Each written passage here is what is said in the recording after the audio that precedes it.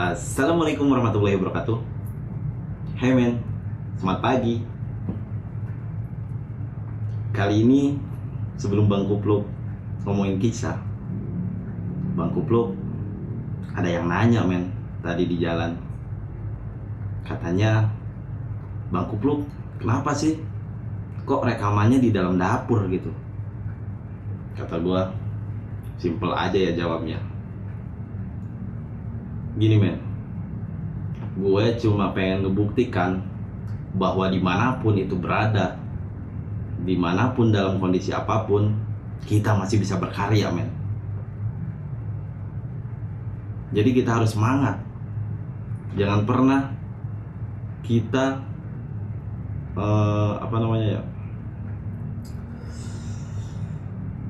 berhenti untuk berkarya dimanapun itu tempatnya, atau dalam apapun kondisinya. Karena Buya Hamka men, dia menyelesaikan bukunya justru itu di dalam penjara men. Karena karya itu adalah dari hati.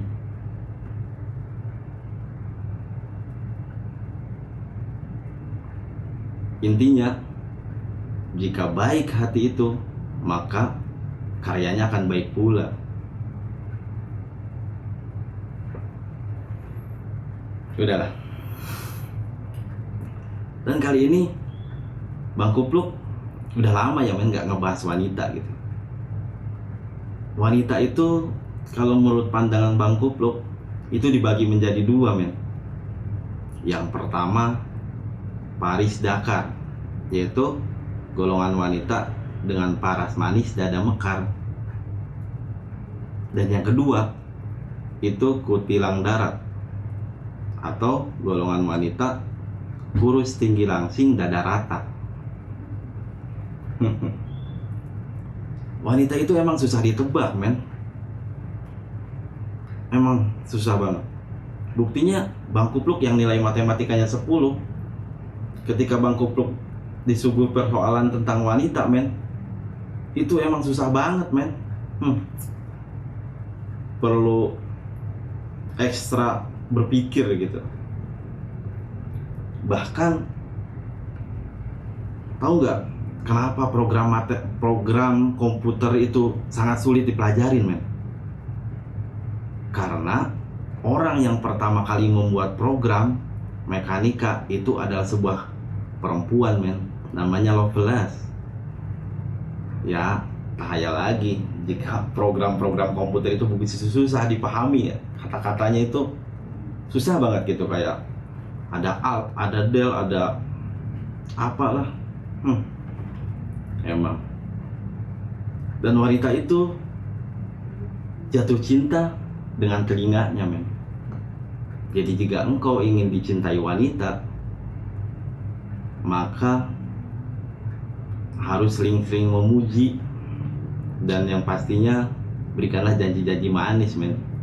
Karena wanita itu paling seneng dengan janji-janji manis. Dan yang paling penting, wanita itu selalu mengenakan hati dan perasaannya. Jadi jika engkau pengen menjadi rajanya, maka sentuhlah hatinya. Tapi jangan sentuh dadanya juga ya men, kalau belum muhrim. Intinya wanita itu unik men. Dan itulah yang membuat kita ya, kaum lelaki itu sangatlah mencintai wanita. Karena jika wanita lurus aja, bisa dibayangkan kita kayak pacaran sama homo mungkin men. Iya, gak unik gitu. Dan itulah yang membuat kita mencintai dia gitu, terus gitu, seperti itu.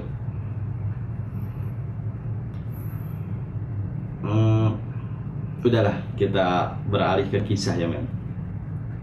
Kali ini gue akan ngebahas kisah tentang seorang teman gue yang bernama Latif Khan. Latif Khan itu orangnya, dia itu humoris tapi gokil juga men. Pokoknya koplak aja lah gitu ya. Dia itu, gue pernah diajakin ngapel men. Waktu itu ngapel ke rumah cewek namanya Luna. Bukan Lucinta Luna pastinya ya, dia namanya Luna. Gue diajakin apel tuh. dia dengan Vespanya dudut mampir ke rumah gue. Woi men, ayo anterin gue ke rumah Luna yuk. Ayo, kebetulan gue itu waktu itu belum ada kegiatan gitu men, jadi gue sore-sore ke sono. Nah setelah itu gue sambil di jalan itu, lu katanya jangan masuk dulu ya nanti, soalnya gue pengen dikenalin sama orang tuanya katanya. Terus gue bilang nggak mau gue pengen masuk ke dalam, gue lapar men katanya, gue belum makan katanya. Oh ya udahlah katanya, nggak apa-apa kata dia. Ya udahlah, singkat cerita gue udah nyampe ke rumahnya ya men. Terus waktu itu udah ikut masuk, si Luna udah nungguin di ruang tamu. Nah waktu itu disuguhin kue namanya sukro men, atau kacang atom sama bolu ya. Waktu itu pas banget gue sama si Latifan juga belum makan tuh kan. Gue cuma terus sambil ngemil. Nah terus si Luna itu izin buat manggil bokapnya gitu men, katanya Latif, aku mau manggil ayahku dulu ya, kamu di sini dulu. Oke. Wah kesempatan kata gue ini, gue pengen makan sepuasnya gitu, disuguhin gitu. Nah gue udah singkat cerita makan tuh, bolu gue makan, terus kacang atom gue makan. Nah pas gue lagi makan, gue udah kenyang kan, cuman si Latifan itu dia sok jaim gitu. Pas gue caingin, akhirnya dia makan juga men, dia ngambil kacang atom serawuk gitu. Nah terus banyak kan, habis gitu dia makanin satu-satu. Ada bapaknya men, datang kan, ada bokapnya tuh. Nah si Latifan kan malu ya, dia selamatkan tuh suko yang banyak itu, dimasukin ke saku atas nih, set, hup, langsung kan. Habis itu bapaknya ngobrol, wah dia udah nanya-nanya kerjaan, udah nanya-nanya tentang keluarga. Wah gue dengerin aja, gue diem kan, orang dia pacarnya dia gitu, ayahnya pacarnya dia, ya gue diem gitu. Nah pas waktu udah pulang men, dia berhasil lah intinya lah. Pas mau pulang dia pamit kan, biasanya kan salam ya, salam. Pas mau salam gue salam, biasa salam. Kalau dia saking ramahnya men, dia terlalu nunduk gitu ya, nunduk, bapaknya di depan nunduk.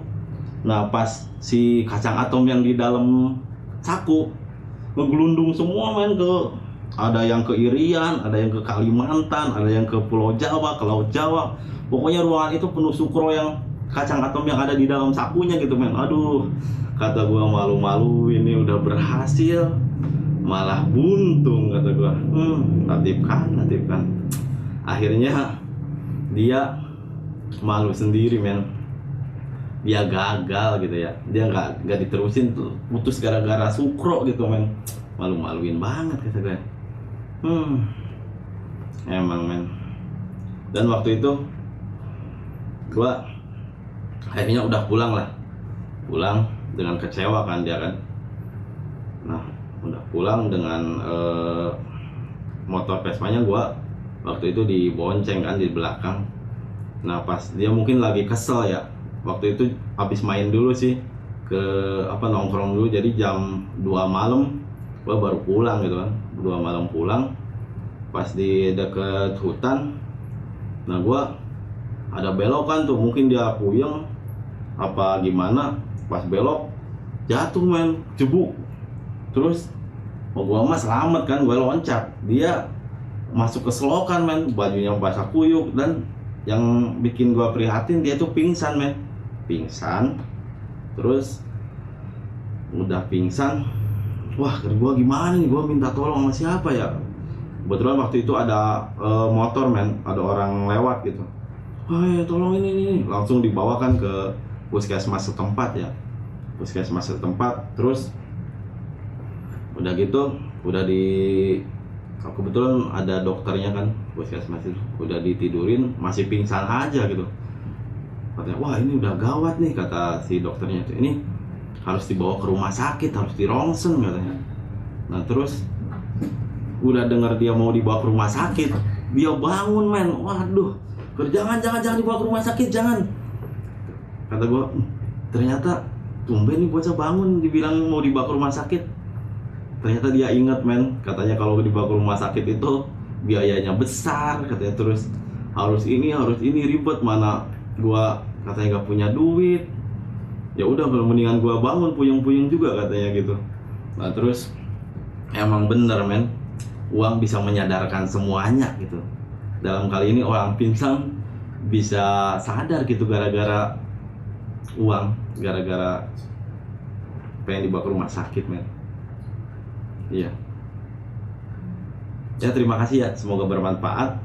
Dan jangan lupa like and subscribe. Yang pastinya teruslah berkarya men, dimanapun, kapanpun, berkaryalah, karena karya adalah hidup men. Oke? Terima kasih. Assalamualaikum warahmatullahi wabarakatuh.